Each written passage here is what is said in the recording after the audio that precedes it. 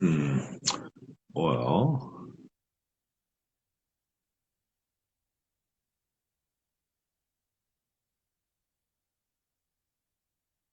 let's see. Accepted. There we go. All right. Whoa. How's it going, man? How are you? I'm good. Good. Yeah. Yeah, that one was a little funky that time. Last time it just let you come in, but no.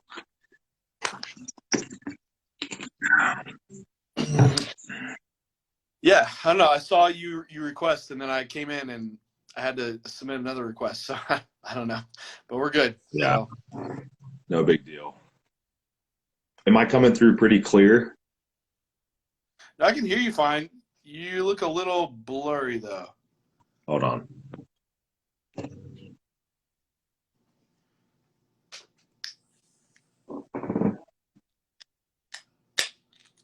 But I can Let's see you. see. Okay. Well, I just switched over to Wi-Fi, so I don't know what that's about.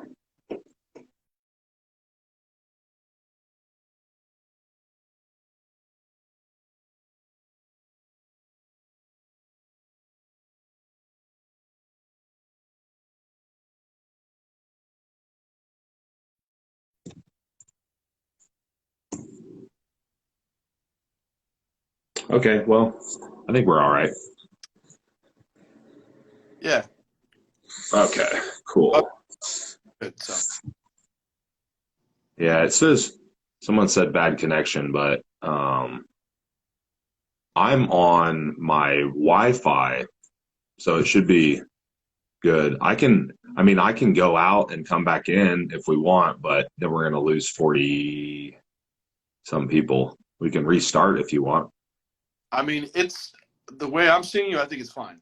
So Oh, it says Austin is good, John is not. John's oh, camera is a potato. John, maybe it might be your connection. I don't know. let me see. I don't think I'm on Wi-Fi. Let's Yeah, just it might start. want to. You want to start over? Yo, well, I'll have to exit out. I don't know if that'll throw me out. If not, Yeah, exit, exit out, and then just request to come back in or whatever, and we should be good. okay. Sorry, guys, we are not all that technically savvy, but if for anyone that is joined in, we are going to. Our intention was to go over. Oh yeah, you're way better now. Our intention. Yeah. Yeah, I don't think. Yeah, I don't think you're glitchy. It looks like it's in frame now. Um, but yeah, our intention tonight was to go over any and all GI health or GI related questions of any kind. So that was the goal. Um, nah, you're good now. Yeah, it was a little bit laggy last time, but it looks yeah, you look fine now. So Awesome. I was sweet. moving so fast. It was like Matrix. Right. Yeah, it couldn't keep up the frames. Yeah, it couldn't keep up with you. That was it. Yeah, but yeah, guys. So any questions on just GI? Shoot them on in here. I don't know if you had any that already came through, Austin, to you or if anything. I didn't ask because I just based on the last time where we had so many questions, I was afraid to put a question box out because I was like, all right. But if I didn't know if we would have enough time, but um, we have about 50 people on now, so hopefully some people will start dropping some in. Yeah, I think just a good starting point anyway. I feel like the most common issue that I hear a lot is like around like gastric reflux, especially with Yep. food. higher in the off season. It's like a major complaint. So maybe we start with there. Like, where's the first point to address in an off season setting when food's getting really high and you have reflux? Yeah, the funny thing about that is like, is there really a way to eat that amount of food and have perfect gastrointestinal health? And the answer is like kind of, but for probably only like a certain period of time. You know what I mean? Like, and it really depends on, probably really depends on like where you're at in your career, like how much muscle do you really need to gain, and like how much food do you really need to eat. Um, the unfortunate reality is that some people need to eat a lot of food, even if they have a fast metabolism. Just the sheer amount of like inflammation that whatever 6 or 7 thousand calories creates is just kind of rough on you over a period of time. And of course, that'll start impacting, that inflammation will start impacting digestion, insulin sensitivity, the way that you feel, perform, all that. So you mentioned reflux because, yeah, it takes an abnormal amount of acid to break down that much food. Something I like to do, especially with guys, because guys tend to need more protein, tend to need more calories. We will use like betaine for a lot of guys. I use betaine HCl, not with everyone, but if we see that, that acid reflux crop up or like that really slow, like motility start to crop up, we will increase the acidity in the stomach. And then that'll help break down that food, because I mean, we probably are not designed to digest 300 grams of protein or, whatever people are taking in. So really, digestive juices. So stomach acid, if you have more fats in the diet, you can support bile.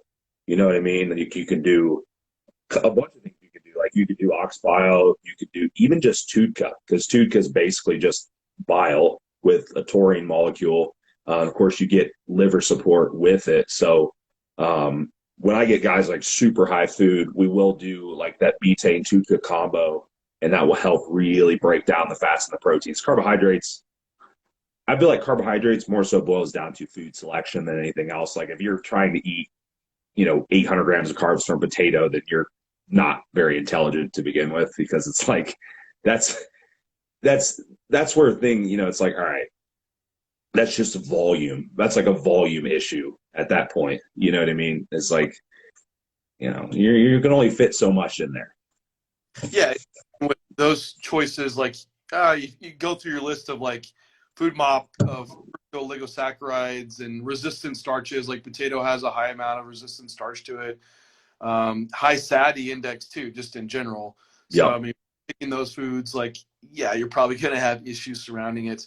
And then like vegetable sources, usually if you're choosing vegetable sources that are high, like cruciferous veggies, like I had guys that have a hard time just eating vegetables with that high of a. Right. At that point. Yeah. I mean, that's when you definitely want to stick to veggies that are going to be lower volume wise for what you get. But I still try to at least get guys, hey, 50 grams of vegetables in a meal. It's not Yeah. asking a lot, guys. But regarding that, usually I see like just a lack of stomach acid present. So the betaine HCl can be a good impactor. And I think it's also probably a preventive. I don't know if you see like this, people go low acid for bacterial overgrowth Oh, for sure. present. For So sure. that, and then zinc carnosine can be Yep. beneficial For the gut lining. Yep. parietal cells in the stomach in keeping that process moving as well. Yep. One thing too, I don't know if you've ever messed with diamine oxidase for breaking down histamine. So funny thing is, I'll give you my literal, because I just started a growth phase, and I am that guy that I do need quite a bit of food. So as I ramp up, my literal digestive, like preventative stack is I ramp up betaine based on food and need. I will increase dose as my food climbs. I use a bile acid support. So some kind of like, I'll usually just use straight TUDCA because I like the other benefits of it. And then I literally use DAO enzyme for histamine, and I will use literally use zinc carnosine every day. And that's literally those four things. that's my like off season, keep my digestion not pissed off stack, you know. So Oh, that's funny. I think that like if you're going to sell something that could get lacking, I think that's it. And we of course with a lot of the enhanced guys, histamine levels can drive up, and sure. that can be in relation to why you see a lot of GI distress. Like people like blame like trin and reflux, right? Well, really, it's probably more so just total androgen load that could drive up histamine level, but DAO supplementation can make an impactor on that level around that. But I think a lot of guys jump to like I know people use like pancreatic enzymes Right. a lot. I'm caught. I'm not. I mean, it's not a big deal if you want to add them in, but I think the other ones that we're talking about right now are probably more the go-tos before you're not going to have a sufficient amount of Right. enzyme production. It's probably No, more. yeah, I agree. I think your body's pretty capable of producing those pancreatic enzymes as long as you're supporting everything else. Um, oh, we have some questions now. I don't want to miss all these. So I figured out there's a little question icon down in the corner, and if I click on it, they come up. That's fancy. See, I told you guys I don't know shit about this. So here we go. All right. This one says, um, as you get deep into prep and food sources become more limited, is fiber supplementation recommended, or is it best to get fiber from food? Yeah, I mean, you would want to maintain like a minimum amount of fiber for to form a stool. Like, I think one thing that people forget is that there will probably be less waste when there's less food. So, like, don't necessarily be alarmed if your food's really low and you're not taking, going to the bathroom like 3 times a day, like you were, or for whatever, like you were before.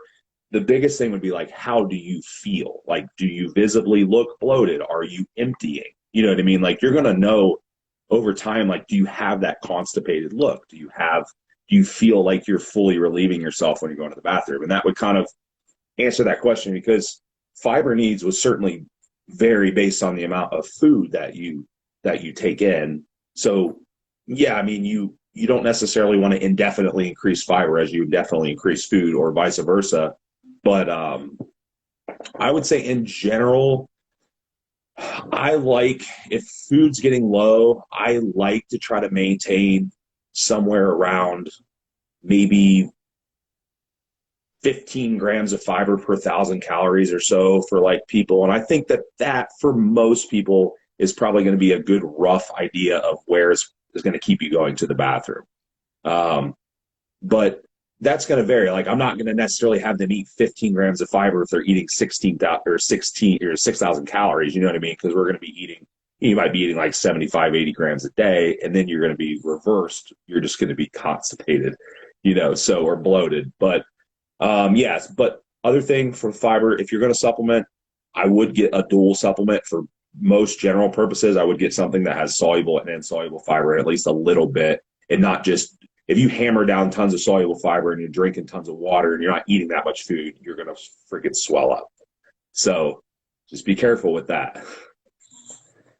Yeah, I agree. Actually, this I was fairly intentional on, as I lowered carbohydrate, I would bring in more food sources that were fiber containing.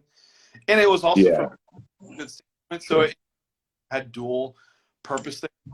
But my bowels and GI issues were never a problem this prep when I've had past preps, where it was a constant struggle of actual constipation. So where you're actually having to like strain to go to the bathroom.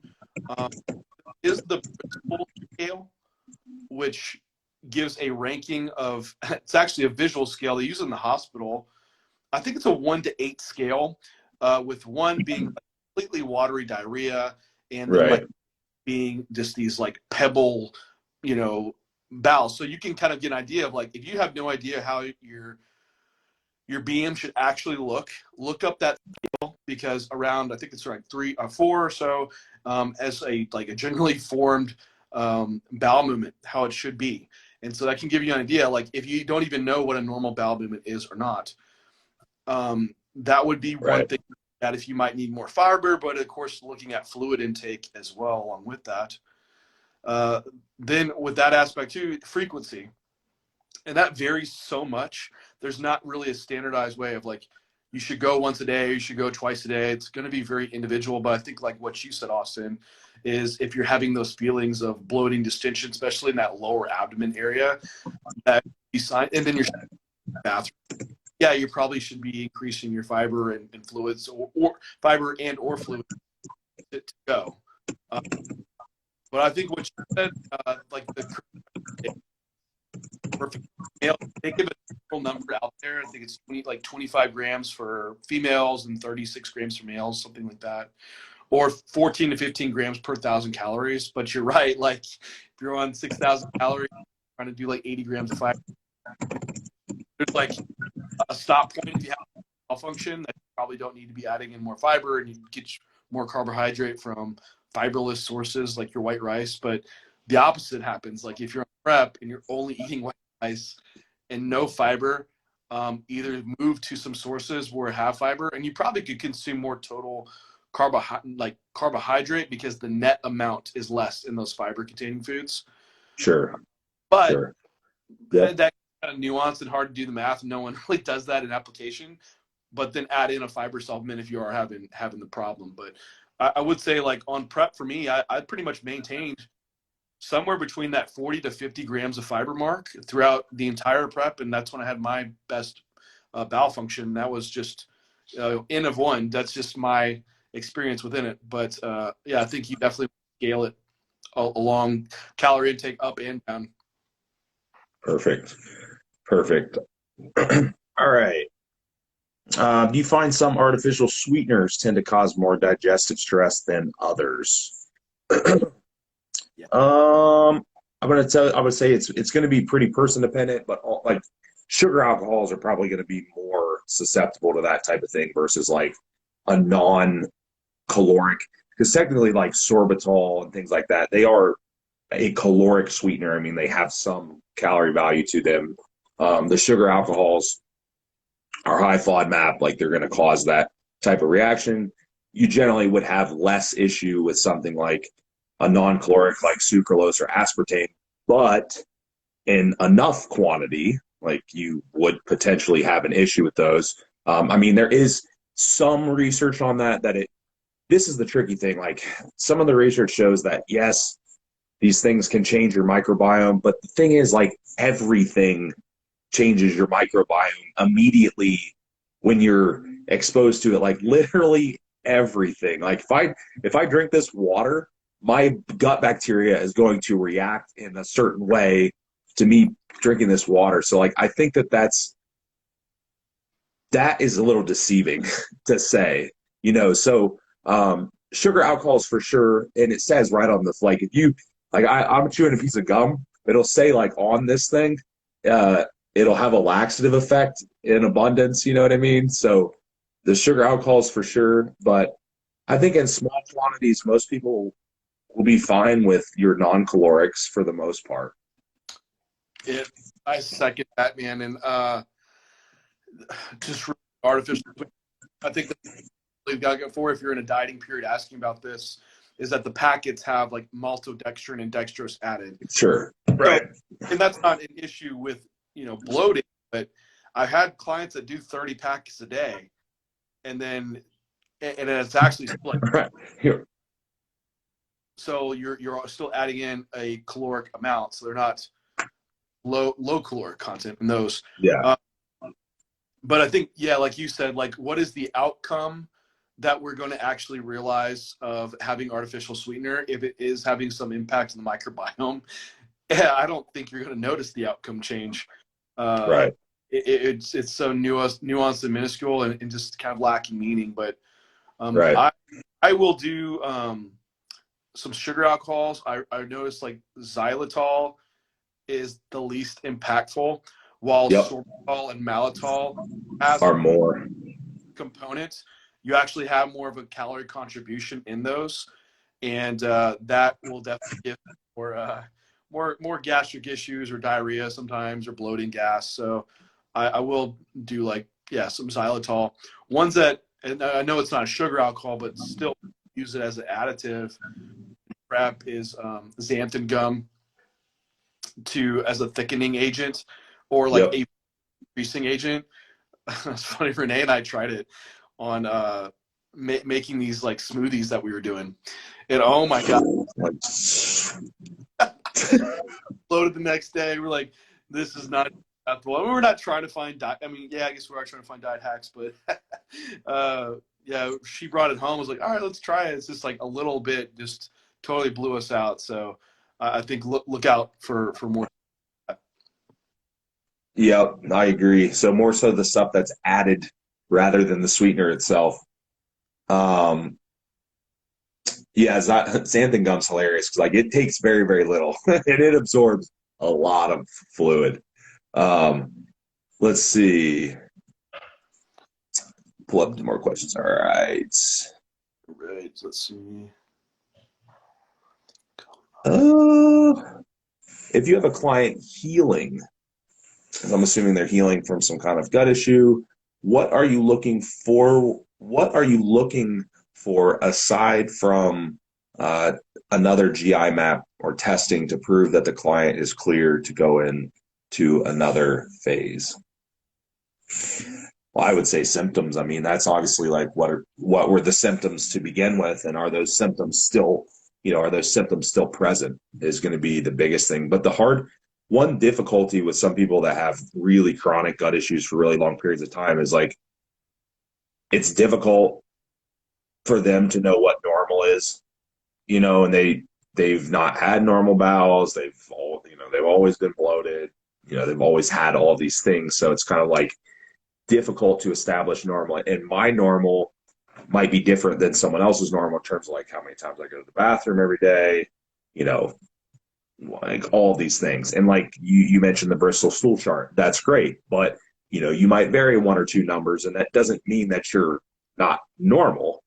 It just means that you have a slightly different makeup than the other person, and also that your digestion will react to every like situation and phase of dieting in your life and stuff. So um, my goal with somebody would be, do they have pretty consistent bowels? Are they emptying all the way? Are any secondary issues, like maybe they had leaky gut, they were having like skin issues and things that were flaring up, they had brain fog, whatever it was, are these things gone most of the time? Because anyone can have a bad day digestive wise, like they have a really stressful day, something happens, like whatever, like it can happen, but it's going to be one out of every however many days. Like, is this person 95% of the time in this normal zone and everything functioning normal? And if they are, I'm okay with that, and I'm ready to move on if that means increasing food to trying to gain muscle or lose fat or whatever whatever they're trying to do. But don't get hung up on saying like, oh, we talked about this actually. You'll laugh because I think we talked about it. Don't get hung up on this like, oh, I farted like more yesterday, like I've got SIBO. Like, well, Right.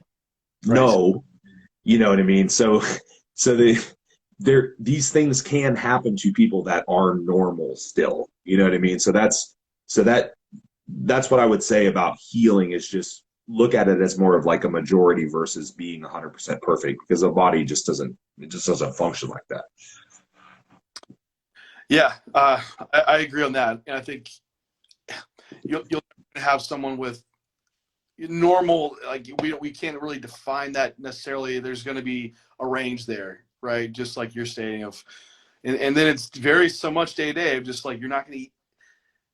Most people won't have exactly the same foods every single day. In bodybuilding, we do sometimes. We can really pull out things, but in someone that we're trying to restore health from, we want food variety present. So even some bit of food variety, meal timing changes, sleep schedule changes, the environment around that person changes, it impacts the internal. So I think, yeah, it's just like striking within relatively good bowel function for the most of the time. I would move on to your next phase, where that may be. And I don't think there's any reason why you have to make it so black and white, phase A to phase B. because you're probably improving digestive wise. You're probably trying to move towards whatever goal you're trying to hit anyway. So whether that's fat loss or muscle gain, I think at some point you can do a little bit of both before you're like, now I'm recovered and I can move to the next phase. It doesn't say like you have to stay in one maintenance phase until you're 100%, because you might, just like you're saying, Austin, you might not quite strike 100%. I don't think anyone's going to be hitting 100% because it's hard to even define what that looks like. Right. And nobody lives in a bubble. Like every day can present different environmental things that change. So for sure. Um, okay. So That what's up? question. Yeah.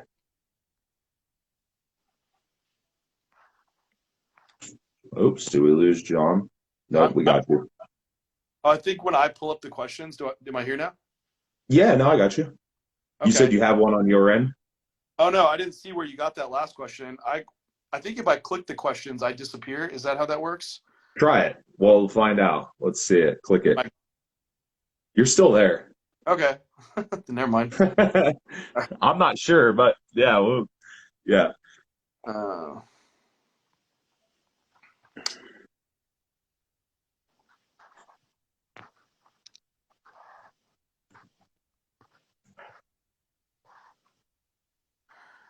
okay, that was one we already did. Come on. We kind of already addressed this one. Common to have intermittent loose stool on the come up into a gaining period till digestion adjusts. Yeah, and kind of already hit that one too. I mean, as you do increase food volume, you're likely increasing fiber sources. Too much fiber can cause looser bowels, or it can also cause constipation as well. And then if you are pushing up, depending on what food source it could be, you might have some intermittent loose stool, which loose stool could be acceptable. It's like that range on the Bristol scale we talked about where, but going to a point of actual watery stool where it's like diarrhea and that's a chronic thing, I think that's your issue. But in intermittent, every now and then someone's going to have a loose stool, and that I wouldn't be of like vast concern to me. Yeah. No, I agree. Yep. Again, like what frequency, are we talking about? Yeah. Uh, okay. Well, we got the fiber question. I got that one. I thought, oh, there they are. I had to expand this a little bit. Okay. Ugh, well, this one's probably a little too broad to answer. This one says how to get rid of massive water retention. I don't know if that could be digestive related. That could be kidney related. That could be anything from not very serious to you might want to go to the hospital. When I hear Yeah, like stage 4 pitting edema, so yeah, that sounds like it could be kidney related, or hell, hopefully not heart related. But yeah, I think more context is needed before I can just throw out some generalities around that one. yeah, no, for sure. But for that person, if you are listening, if you really do have that type of like later stage edema, you should probably get checked out. Just FYI, just in case. Okay. Here's one: apple cider vinegar. Okay. That people just take this first thing in the morning. Someone asked about it. The actual question was apple cider vinegar ? So not really a question, but I love with water and Mio 2 times a day. I think that sounds more like a statement than a question. But are you a fan of apple cider vinegar, Austin? Um, I I really don't include it in a lot of plans like intentionally unless they kind of like to do it because here's my if for one, I don't buy into that it has all these magic benefits, obviously. But secondly, so many different things that we're doing in routine. I think you just go down this rabbit hole of like, here's my morning drink, here's my morning routine, like here's my eat, like just we're drinking like 3 different health shakes during the day, and we're doing all this other shit. And at a point, I truly feel that this neurotic. I'm not saying that that's this person, but I'm just saying like I don't want to unnecessarily overcomplicate things and drive this like OCD health type of protocol. If there's a digestive issue, I'll address it as it is. But the thing with digestion is you don't need a supplement for digestion necessarily if your digestion is normal. Outside of maybe like we mentioned, like the high food off season, the preventative things that you might do in order. But most people that in a modest surplus or deficit outside of like extreme situations, you shouldn't really need to take a bunch of things to maintain digestion. And that's kind of like, well, do you take probiotics? Do you take this? And like, you don't need that stuff. Like your body populates that stuff on its own, you know? Yeah, I'll be really straightforward. Like on my plans, I don't digest off the bat for most people. Yeah, me either. That Normally. that I have in place, but usually I try to do like a food focused approach first. And like the main big digestive buckets to pull on are fiber and fluids. And then from there, looking around food choices, and also for our main issues coming around digestive health that we see, a lot of them are lifestyle induced, from high stress, lack of sleep, doing this chronically over long term, that we don't want to throw a supplement at it. We'll use them as to help with AIDS, but solving the root issue behind it. But yeah, I would completely agree. We don't need to add in all these supplements or even a gut health supplement, because what is that? We don't have any data to say what that even is. Right. Yeah. Yeah. Yeah.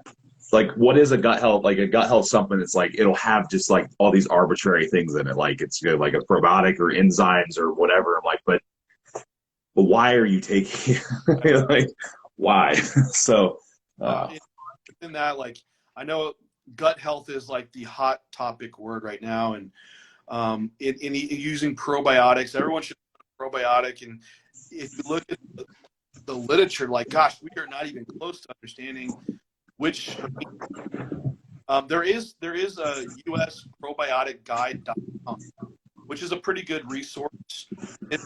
I just clicked in anyone that if you are interested in a probiotic, it lists a specific strain and what research has taken place and what that strain applies to. So whether it's like antibiotic related diarrhea, use this strain.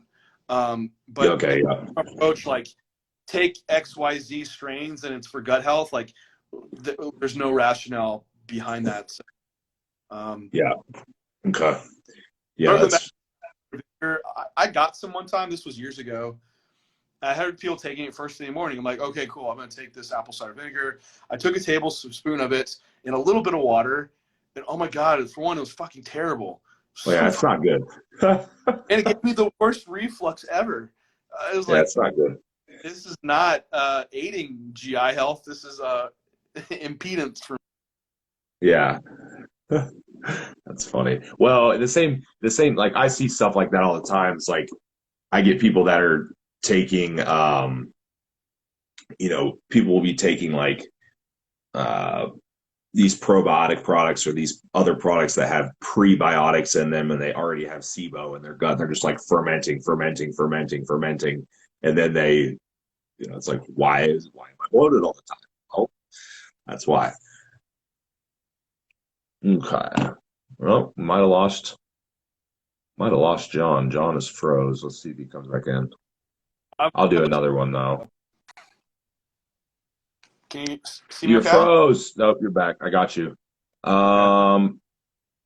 So here's one. Honestly, I think this is I'm gonna throw her under the bus on this. I'm not gonna throw her under the bus. I'm gonna call her out.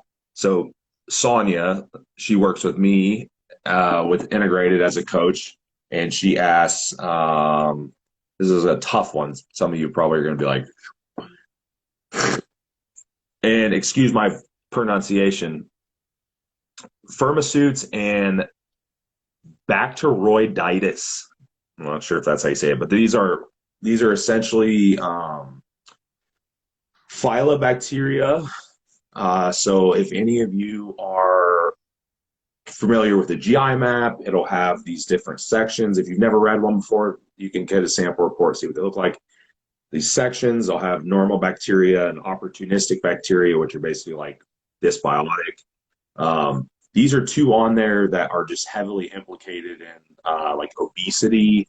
So you would see if you look these up, you would generally see them in like obesity studies, people that are obese and have like this metabolic syndrome, which is like the, you know, blood pressure, insulin resistance, poor lipid profile, like all these things together. They tend to have really high amounts of these certain bacteria.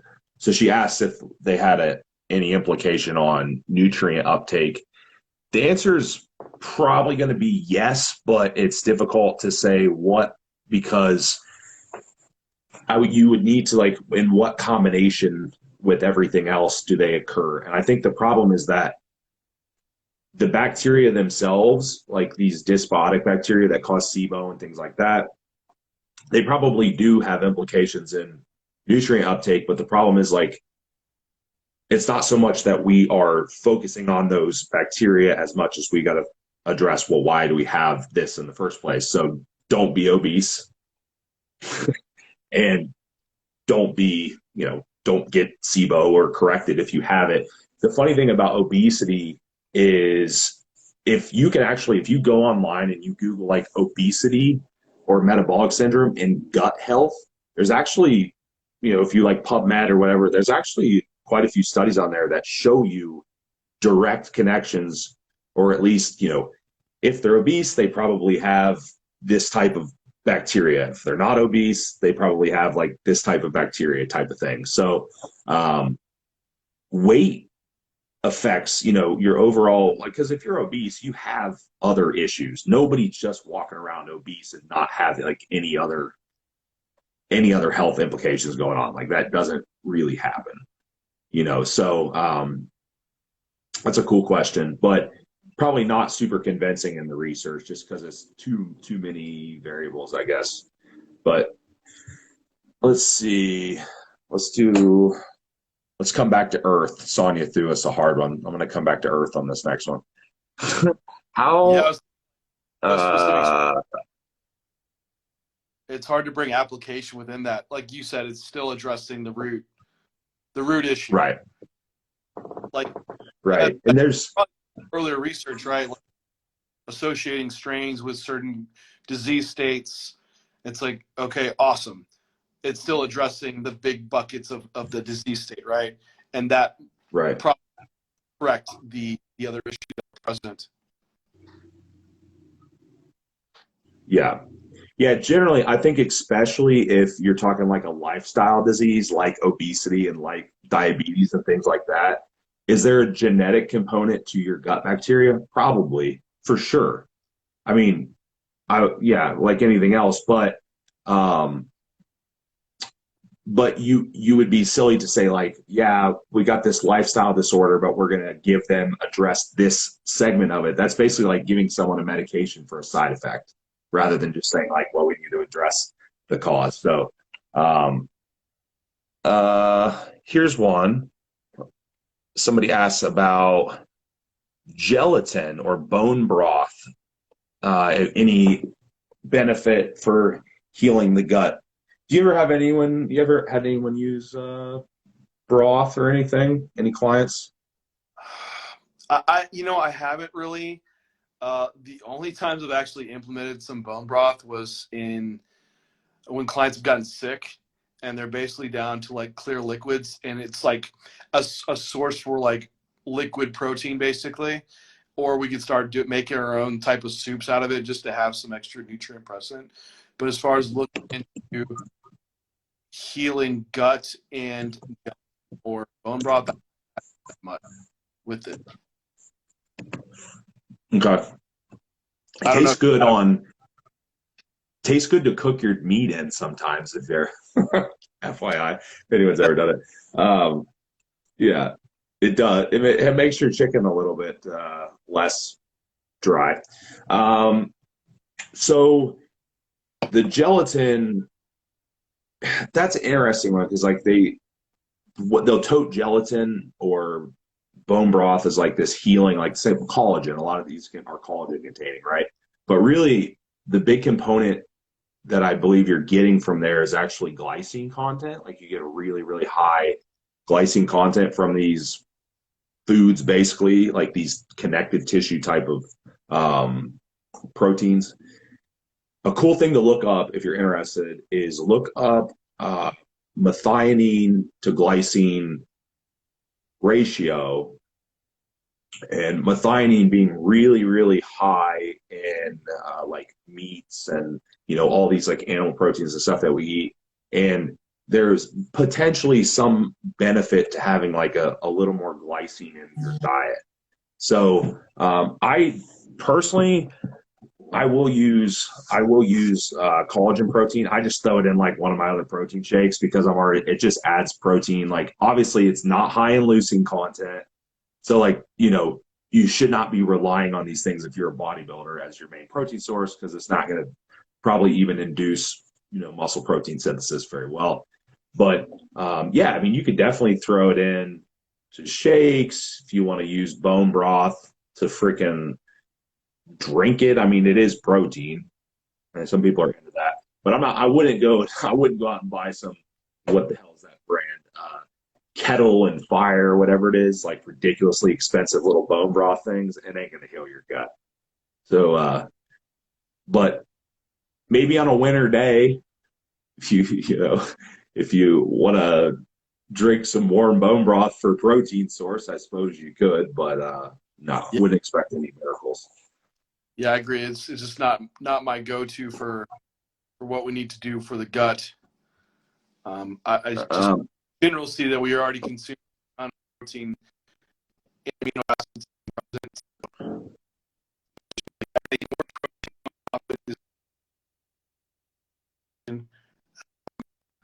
Maybe not,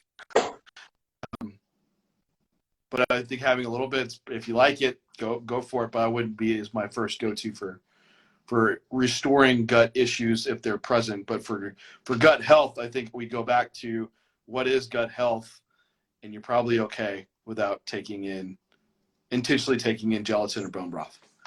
right. Yeah, no, I'm not going to disagree. Here's a good one. I think you'll like this one I don't like because it. I think this is a really, really No. easy one to answer. They say the brain and the gut are connected. Have you seen improvements in your own clients' moods, brain function when they go through a gut health protocol?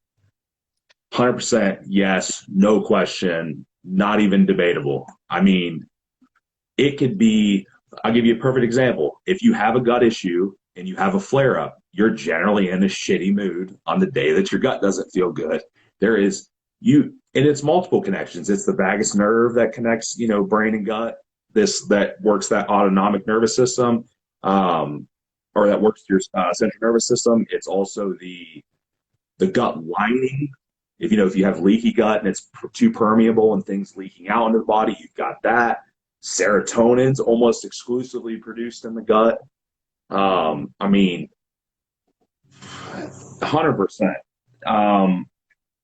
Actually, it's funny. Like in the gut class that I did a while back, one of the things I talked about was how some more like progressive practitioners were classifying IBS as a neurological disease, which is kind of funny because a lot of people that have, like especially in our population, a lot of people that have chronic gut issues are also kind of like have these OCD neurotic type of tendencies and things as well. So certainly a connection. Uh,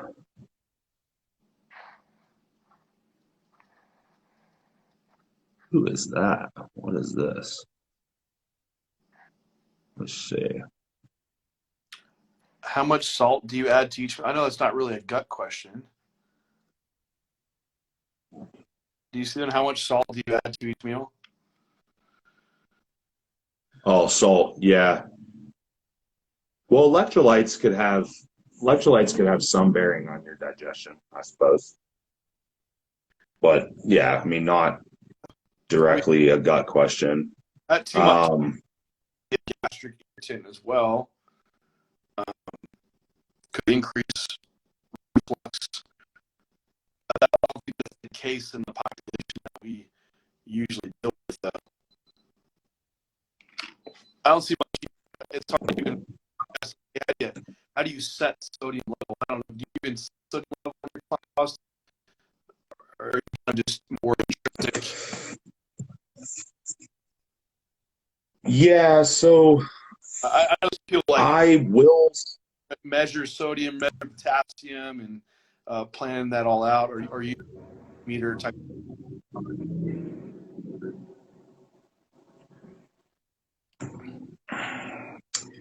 So yes and no.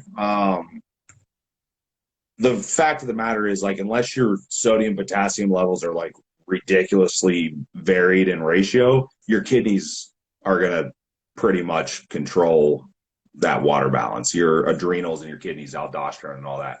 So the reality, like, it's probably not going to make a huge difference unless, of course, you have like this really big influx, aka like a free meal or something where you might have it. You could see a difference. But if you're pretty consistent day to day, it's probably going to make very little difference. But what I'll say is that um, bigger person, more food, will probably go a little higher, and electrolytes, more fluid, more electrolytes, so on and so forth. Um, I've had, Work. I'll have people. What's that? I was gonna say it would also depend on someone's like work as well, and this their Sure, activity. for sure. Like if you're doing 20,000 steps a day and you work like I don't know out in the desert or something, you probably have a high sweat rate. You're Yeah, probably that would be based on that. Or yeah, if you're working, I don't know, you train at like Metroflex Arlington, which is like no AC and super hot in Texas. Like sure, right, I think you're right. Like, are we going to face like hyponatremia as bodybuilders? Very, very unlikely. Like, it's usually that we're going to regulate. So, the like, how high should you go with your sodium? Well, I don't think we're dependent. Like for Austin and I, we work inside all day at computers, and then we train. So I don't think our sodium demands are really that high. And if you right. look, as far as like sodium's relation to hypertension, that's really just it's balance of electrolytes unless you're some type of hyperresponder. But the big thing is just keeping. I know that's getting a little outside. The only time I really drive it up into on prep, but but Let's see. Does glutamine have any value for the gut in cases of gastric distress? Yeah, I like glutamine. I'll use it for. I mean, it's gonna have some similar benefits to zinc carnosine, like for mucosal lining and stuff in the gut.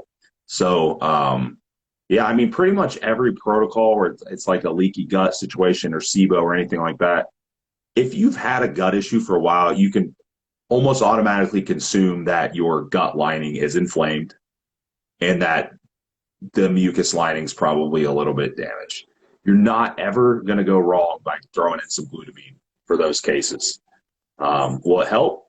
Probably. Would it hurt? Probably almost never. I mean, so all those cases I like to add it in there. Um, and I'll do anywhere from like, in order for it to work, especially well, and especially like the leaky gut cases, you need enough of it. So I'll do anywhere from like 10 grams twice a day, clear up to like 20 grams twice a day, even for some of these people, which is like 40 grams. Um, does have caloric value. So if you're super worried about that, obviously, if you're adding 40 grams of glutamine, you're adding like literally 40 grams of protein pretty much, calorically. So keep that in mind. But man, I'll tell you, like low level gut issues where we just go in, like John said, we just do baseline routine stuff, stress reduction, all these things, food selection. And especially like bodybuilders that come and they have this typical high inflammation kind of environment. Man, we go in, clean up the routine, clean up the food, throw in some zinc carnosine and some glutamine. That gut lining's real happy, cleans it up. They're good to go most of the time, unless we have like a full blown like bacteria overgrowth type of type of situation. But yeah, glutamine for sure. Yep. Yeah, I agree. It can be like a main energy source for enterocytes. So it it is beneficial, and like you said, Austin, like around that mark go to for every person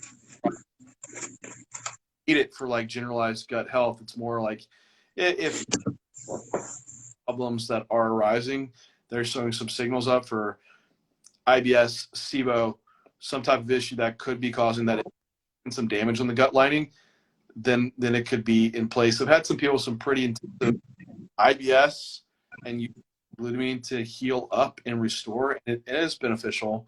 Um, Something you continue, yeah, probably. Like you, like the risk to reward. I think it's the very extreme. I don't even know what the risk would even be. Um, Below that you could keep it in outside of like the risk of you just spending more money and not having as much for uh, Yeah. uh, Yeah. one to add good with that regard That's is beneficial. that's funny. Yeah, but I suppose we've all spent money on lots of stuff that probably didn't help us though. Way too much. Yeah, it happens.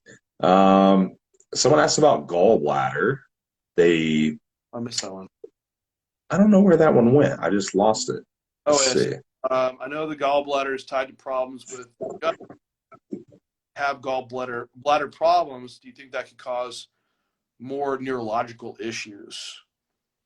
And like just like Austin said previously, there is this gut to brain axis tying, which gut has a lot of beneficial effects, and it ties to the brain function, neurological function.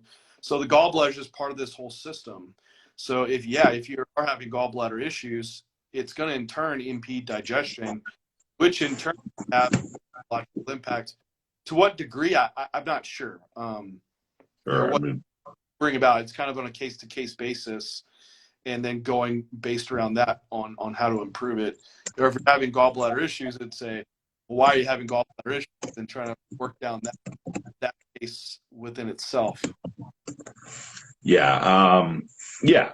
Again, like literally anything that could cause a gut issue could cause a neurological issue indirectly, directly, whatever. So for sure, you'd be most concerned about like fats and things in the diet when people have no gallbladder or not poorly functioning gallbladder because of the bile.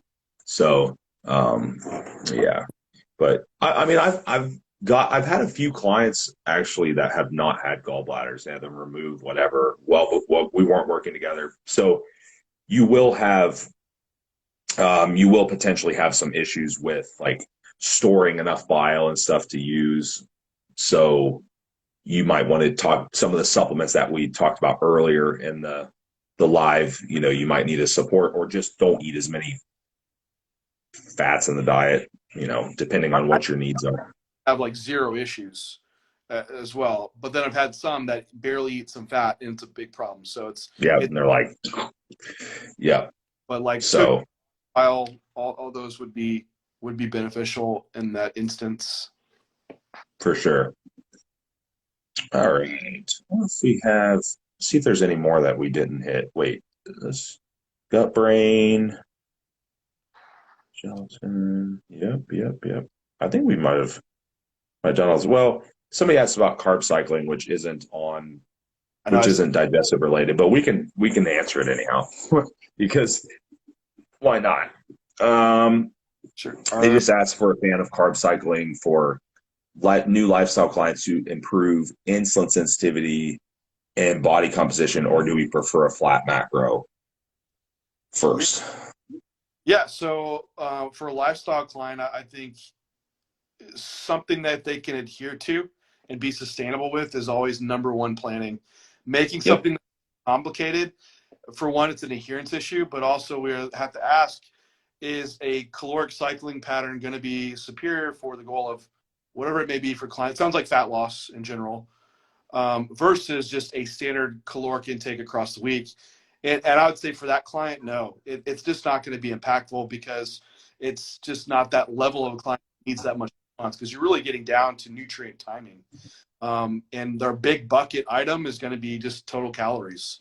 And so for Yep. improved insulin sensitivity, just losing body fat and lower calorie intake are the big ones to really make that happen. And Yep. whether that's calories in a certain instance of the day or certain days, that's not going to be nearly as impactful as that average that occurs throughout the week. So I would still put in the diet strategy that is going to be the most adherent for your client. If they're coming with the belief that they enjoy calorie cycling or carb cycling, then sure, go for it in that instance. But I wouldn't be my go-to to start with for a client that's at that level. Yeah.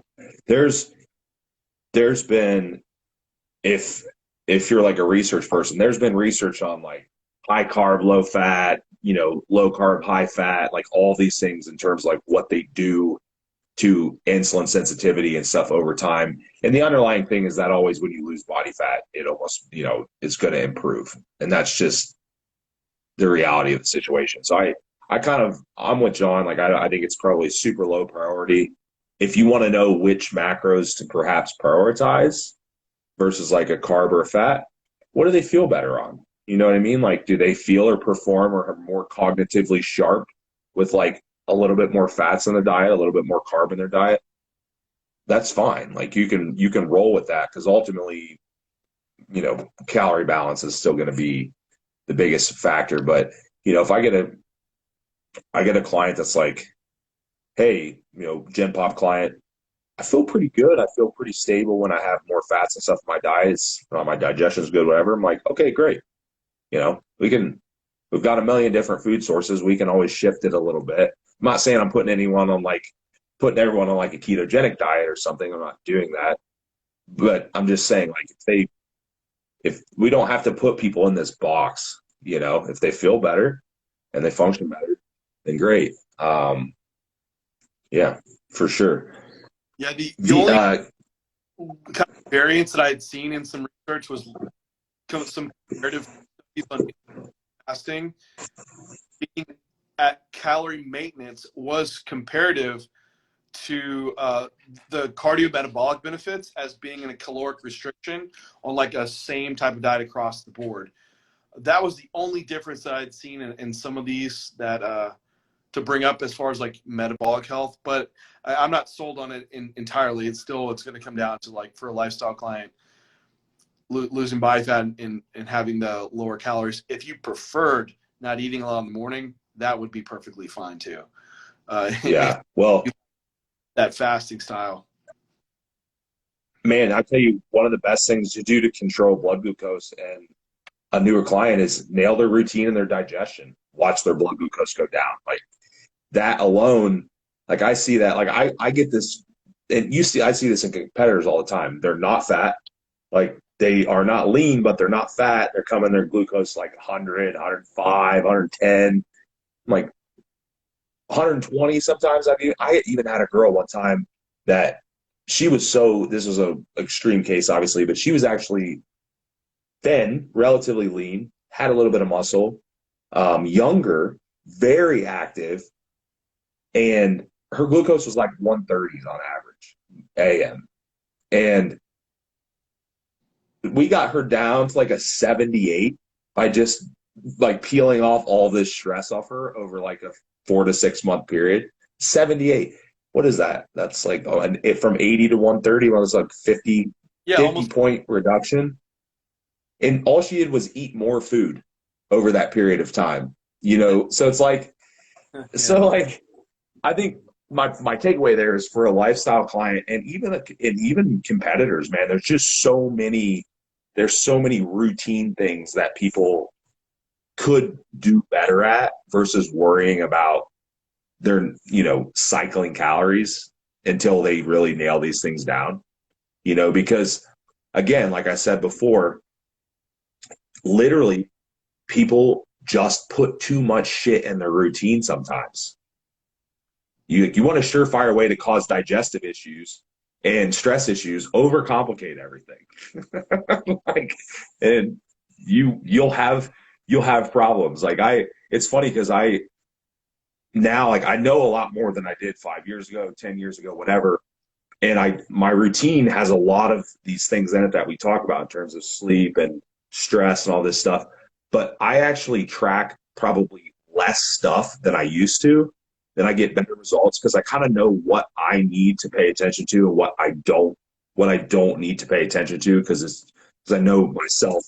And I'm like, I don't, and I get people walking around wanting to wear like CGMs, like continuous glucose monitors and shit all the time. Like, no, we're not doing that shit. Like you're just gonna be looking at the damn thing all day long, I'm like, no, that's no wonder you have an issue. Yeah. So but that's a side rant, I guess. No, That's funny. All we're right. we're just we're trying to get the best bodybuilders. And especially if you're nerdy, you can track down data and you just love to collect it and plot it all and get excited about it. But it's just not as fun when you boil it down to like, hey, it's not too complicated most of the time. And to keep it simple Right. well, a lot of people don't do the simple basic stuff very well. So it's always, hey, let's get back to home base, nail the basic aspects, and then there might be some things to chase down, but most of the time, your basics are going to be enough.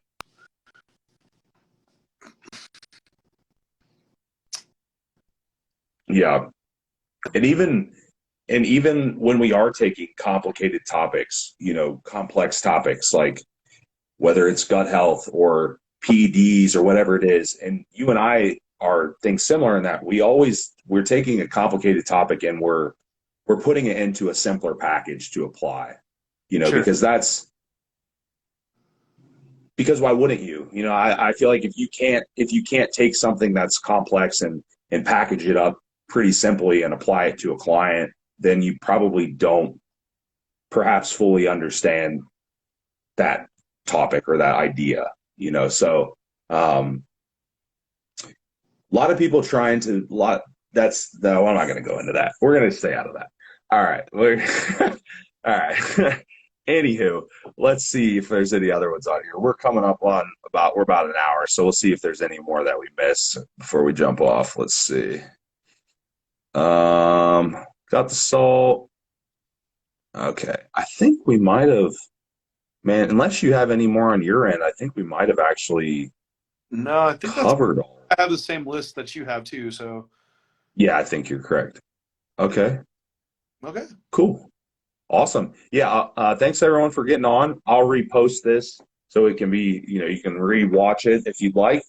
And yeah. Oh, John, we might as well plug this while we're on here because we're both speaking at the same. oh, right on. Why not? Because we can. But January 28th. So it'd be the 27th, actually, right? 27, 28. Right. And it's Dallas, but it's actually closer to Allen. Allen. It's Dallas Airport, Allen, Texas. We have the PEC event. John and I are both two of the speakers at the event. John, what you're speaking on a training topic, weak body parts. What are you speaking on? Yep, specialization tools for bringing up weak body parts. Cool. And Yeah, that's going to be I think that'll be a good topic because we've had so many like digestive and hormonal topics. Like I was like, cool, we can get something else. And I tried to change mine too and get away from that a little bit. I'll be doing neurotransmitters and how they affect client behavior. So I think that one will be kind of cool, like just learning of like why people might act a certain way, and that could maybe perhaps help you better understand your clients and maybe get a little less frustrated at certain things. So yeah, that's my intention anyhow. I'll look for that one. Sure. Yeah, I'm gonna see. I think it's gonna have some good applicable stuff because this is kind of like something that's kind of unexplored, but I think it'll be cool. So yeah, that's PEC. You can actually, if you look on either of our pages, you'll see the post that has our poster and stuff on there with information, and you can get your tickets. So cool, guys. Appreciate everyone coming on. John, thank you as Yeah. always. everybody, and thanks Austin for doing this. We'll keep doing these. Yep. We'll topics. All right. Y'all have a good evening. All right. Talk to y'all later. Bye. Bye bye.